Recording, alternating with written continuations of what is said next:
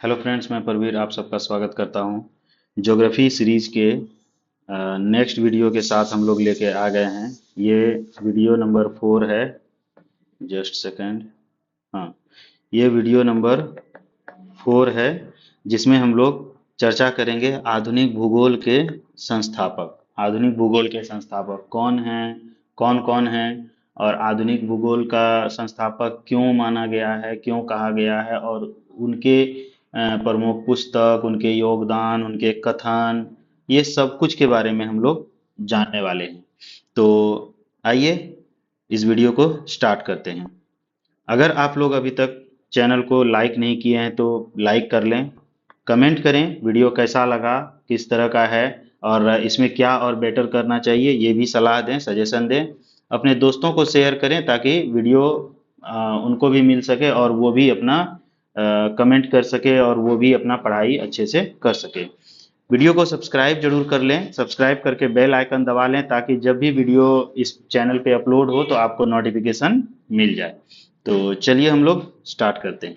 तो सबसे पहले क्या है, आधुनिक भूगोल के संस्थापक। आधुनिक भूगोल के संस्थापक का अगर हम लोग देखें कि आधुनिक भूगोल के संस्थापक कहा जाता है, इन्हें किसको कहा जाता है, तो एक 19वीं शताब्दी में, ठीक है, 19वीं शताब्दी में जो भूगोल को 19वीं शताब्दी में भूगोल भूगोल को एक वैज्ञानिक, तार्किक और स्वतंत्र विश्वविद्यालय विषय के रूप में जो स्थापित करने का श्रेय जाता है, श्रेय मुख्य रूप से जर्मन के दो वैज्ञानिक, किसको,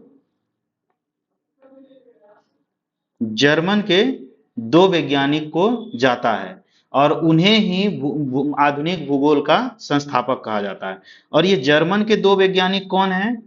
दो वैज्ञानिक हैं, एक है हम्बोल्ट,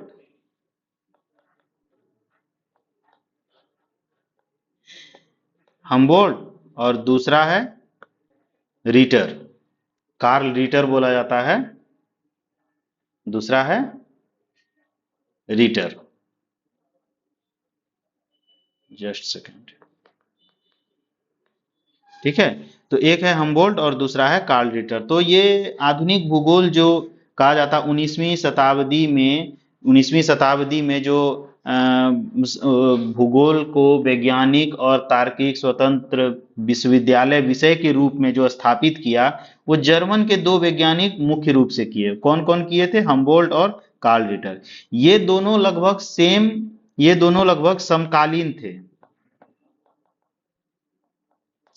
थे, दोनों एक ही समय के वैज्ञानिक विद्वान रहे हैं, जो इसका विश्वविद्यालय के रूप में आधुनिक भूगोल को विश्वविद्यालय के रूप में भूगोल को संस्थापित किया, और इसीलिए इसको आधुनिक भूगोल के संस्थापक कहा जाता है। अगर इनके कार्य करने का दृष्टिकोण देखें तो दोनों का कार्य करने का दृष्टिकोण अलग अलग है। दोनों का कार्य करने का अलग अलग है। कोई है जो घूम करके कर रहा है, कोई अपना क्या बोल रहे हैं कि बैठ के पुस्तकों के डाटा से कर रहा है। तो आइए हम लोग आगे इसका देखते हैं कि कौन कौन किस तरह के हैं। तो सबसे पहला हम लोग देखते हैं अलेक्जेंडर वॉन हम्बोल्ट। इसका पूरा नाम है Alexander von Humboldt. Alexander,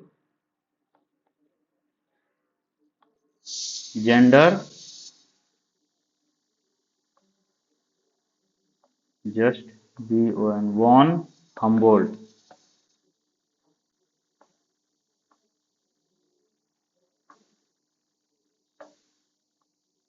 Humboldt, इसका अलेक्जेंडर वॉन हम्बोल्ट जो है,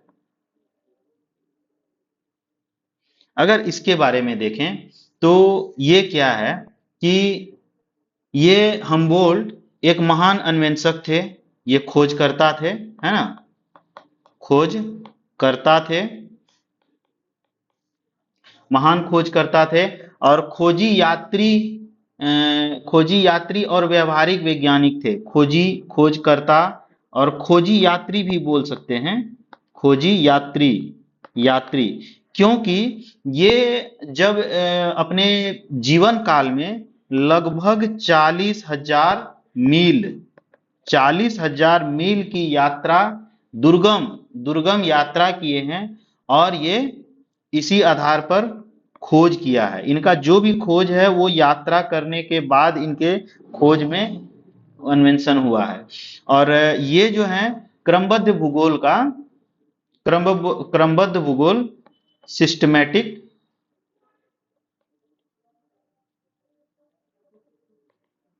सिस्टमैटिक ज्योग्राफी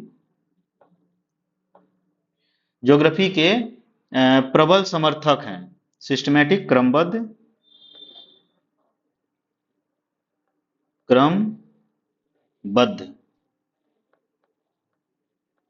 क्रमबद्ध भूगोल के समर्थक थे। ये क्रमबद्ध भूगोल के प्रबल समर्थक थे। ठीक है, ये जो है इनका प्रसिद्ध पुस्तक अगर हम लोग देखें तो इनकी प्रसिद्ध पुस्तक क्या है? कॉस्मोस। कॉस्मोस नाम सुने होंगे, अगर आप भूगोल से लिंक रखते हैं तो तैयारी कर रहे हैं। कॉस्मोस इनका पुस्तक था जो सबसे प्रसिद्ध पुस्तक था। ये 5 खंडों में, 5 खंडों यानी वॉल्यूम, 5 खंडों यानी 5 वॉल्यूम्स में लिखा गया था कॉस्मोस। इसका प्रसिद्ध पुस्तक था।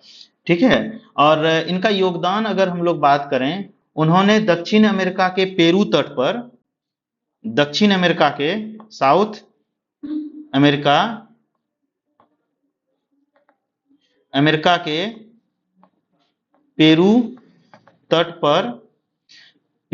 पर समुद्री जलधारा का खोज किया था। ठीक है, पेरू तट पर के पास चलने वाली ठंडी जलधारा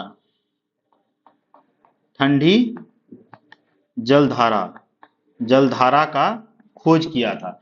और ये ठंडी जलधारा का जो खोज किया था, इसको 2 नाम से जाना जाता है। एक जाना जाता है हम्बोल्ट की जलधारा,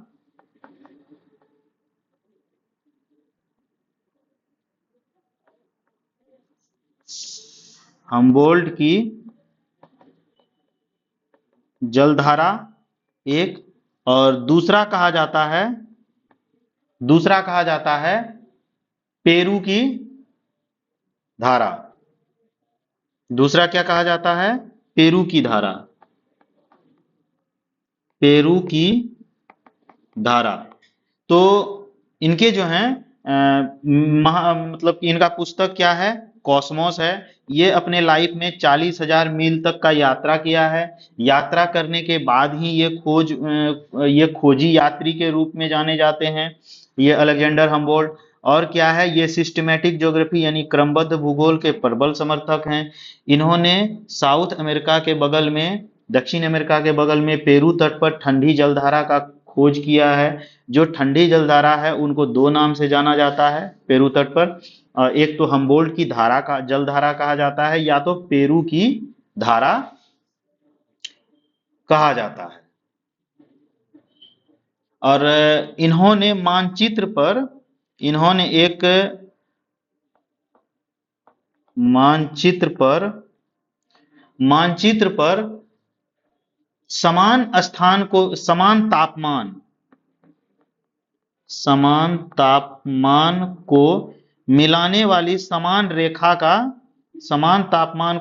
वाली समान रेखा को खींचने की शुरुआत किया था। तो ये मानचित्र पर जो समान तापमान का जो समान रेखा खींचा जाता है, लाइक समुच्च रेखा टाइप का, तो ये इनका शुरुआत हम्बोल्ट ने किया था। इनकी प्रमुख कथन अगर देखें, हम्बोल्ट का अगर कथन देखें तो पहला कथन क्या था इसका?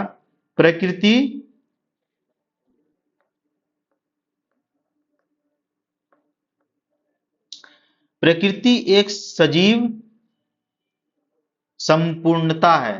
प्रकृति एक सजीव संपूर्णता है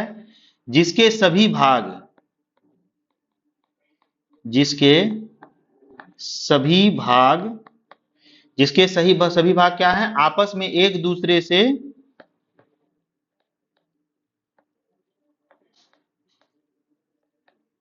आपस में दूसरे से एक दूसरे से जुड़े हुए हैं, जुड़े हुए हैं। ये इसका प्रमुख कथन है। इसके भूगोल में प्रकृति की एकता का सिद्धांत, इसी को भूगोल में, ज्योग्राफी में, भूगोल में प्रकृति की एकता, यूनिटी ऑफ नेचर, प्रकृति की एकता का सिद्धांत या पार्थिव एकता कहा जाता है ना। प्रकृति की एकता का सिद्धांत कहा जाता है या नहीं तो यूनिटी ऑफ नेचर कहा जाता है ज्योग्राफी के। क्या इसके कथन क्या है, प्रकृति एक सजीव संपूर्णता है जिसके सभी भाग आपस में एक दूसरे से जुड़े हुए हैं। तो ये हुआ हम्बोल्ट के पूरे विवरण के बारे में। और अब इसके बाद हम लोग जानते हैं दूसरा जो है कार्ल रिटर। दूसरा क्या है, कार्ल रिटर। इसको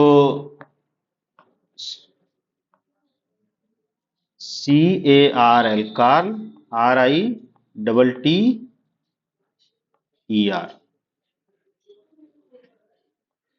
ठीक है।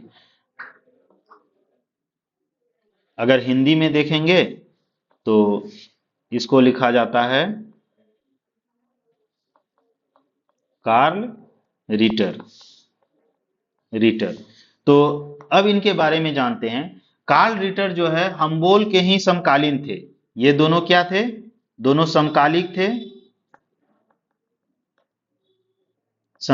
थे, ठीक है। लेकिन ये जर्मन भूगोलवेत्ता थे, जर्मन भूगोलवेत्ता थे। इनके और उनके, हम्बोल्ट और इनके कौशल में और इनकी पद्धति में, दोनों में विपरीत, बिल्कुल विपरीत था। क्योंकि रीटर जो है, रीटर को आराम कुर्सी, कार्ल रीटर को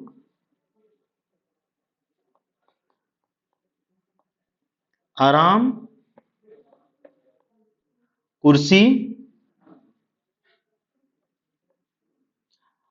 कुर्सी वाला भूगोलवेत्ता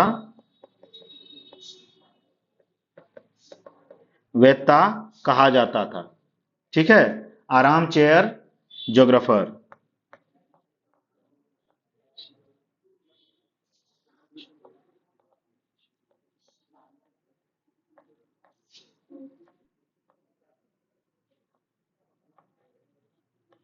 आराम चेयर ज्योग्राफर इसको कहा जाता है। क्यों ये इसलिए कहा जाता था, क्योंकि जैसे अलेक्जेंडर हैम्बोल्ट जो है वो यात्रा करके खोज पर विश्वास करते थे। लेकिन इनका क्या था, इनका मानना था कि ये लंबे समय तक कोई भी यात्रा नहीं करते थे। जो हम्बोल्ट लंबे समय तक यात्रा किया, ये कोई यात्रा नहीं करते थे। इनका मानना था कि जो अभी तक पुस्तक लिखे हुए हैं, पुस्तकालय में बैठकर, है ना, पुस्तकालय में बैठकर पुस्तकों के आंकड़ों के आधार पर लेखन करना और पसंद करते थे। यानी कि लाइब्रेरी में बैठते थे, ये पुस्तक पढ़ते थे और पुस्तकों को पढ़ने के बाद उनके आंकड़ों के आधार पर ये अपना खोज करते थे। ये जो है, ये प्रादेशिक भूगोल, रीजनल ज्योग्राफी, प्रादेशिक भूगोल और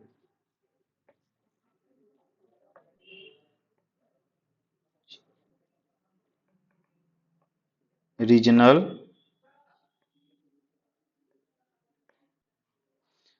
ज्योग्राफी के कट्टर समर्थक थे, है ना।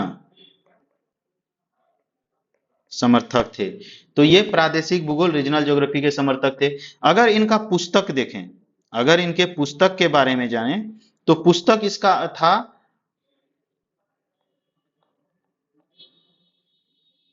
अर्ड कुंडे। अर्ड कुंडे, इंग्लिश में ERD, अर्ड KUNDE, अर्ड कुंडे। इसका अर्थ, ये जर्मन भाषा में था, ठीक है, ये जर्मन भाषा में था। जर्मन भाषा में इसका अर्थ होता है, जर्मन भाषा में अर्थ क्या होता है इसका, कि पृथ्वी का विज्ञान, पृथ्वी का विज्ञान।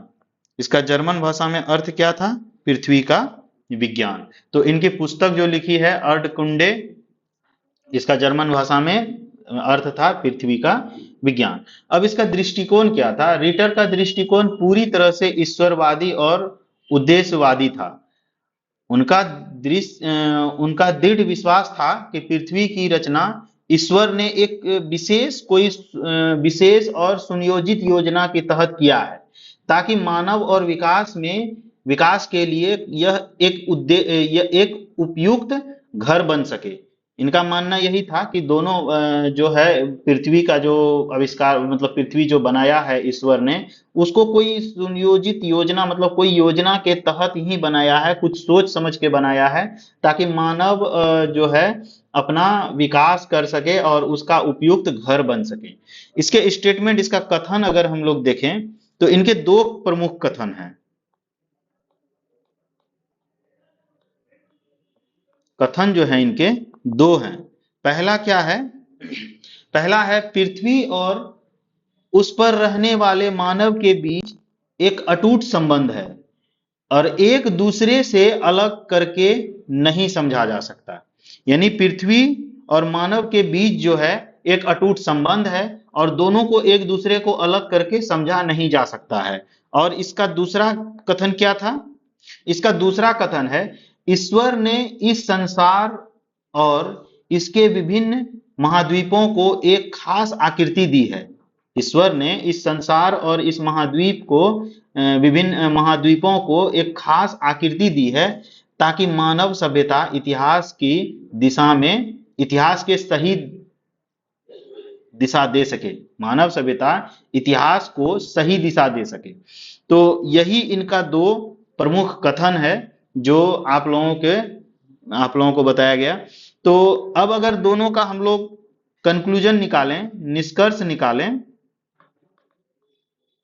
ठीक है, अगर निष्कर्ष पर बात करें तो अलेक्जेंडर हम्बोल्ट यात्रा करने में विश्वास करते थे। कार्ल रिटर पुस्तकालय, लाइब्रेरी में बैठ के पुस्तक पढ़ने पे विश्वास रखते थे, वहीं से उनका खोज होता था। अलेक्जेंडर का जो कॉस्मोस नामक पुस्तक है जो 5 खंडों में लिखा है। कार्ल रिटर अर्ड कुंडे नामक पुस्तक है, ठीक है, इसका अर्थ होता है पृथ्वी का, ये जर्मन भाषा में है और इसका अर्थ होता है पृथ्वी का विज्ञान। अलेक्जेंडर जो है पेरू के पास, साउथ अमेरिका के पास, पेरू के निकट जो है एक ठंडी जलधारा का खोज किया था, जिसका नाम दो प्रकार से जाना जाता है, पेरू की धारा या हम्बोल्ट की जलधारा, ठीक है। और मानचित्र पर समताप रेखा भी खींचा गया था। आइसोथर्मस बोला जाता है। समताप रेखा खींचने का यह पहला प्रयास था, खींचने का स्टार्ट किया था, शुरुआत किया था, ठीक है। इसके बाद अगर ये इसका योगदान देखें तो ये ईश्वरवादी थे, ये उद्देश्यवादी थे, दृष्टिकोण के थे, पृथ्वी को मानव के घर के रूप में देखता था और ऐतिहासिक भूगोल पर विशेष बल देता था। और ये आराम कुर्सी भूगोलवेत्ता के नाम से प्रसिद्ध था, माना जाता था। कौन? Carl Ritter. तो इसका निष्कर्ष यहीं तक है। तो इस वीडियो को यहीं तक रखते हैं। अगर वीडियो अच्छा लग रहा है तो लाइक करें, कमेंट करें आपको कैसा लगा, और शेयर करें अपने दोस्तों को। सब्सक्राइब जरूर कर लें ताकि आपको इसका वीडियो का नोटिफिकेशन मिलता रहे जब भी आगे इसमें जितना भी वीडियो इसमें आते रहे। तो इसको यहीं तक रखते हैं आज। थैंक यू, धन्यवाद।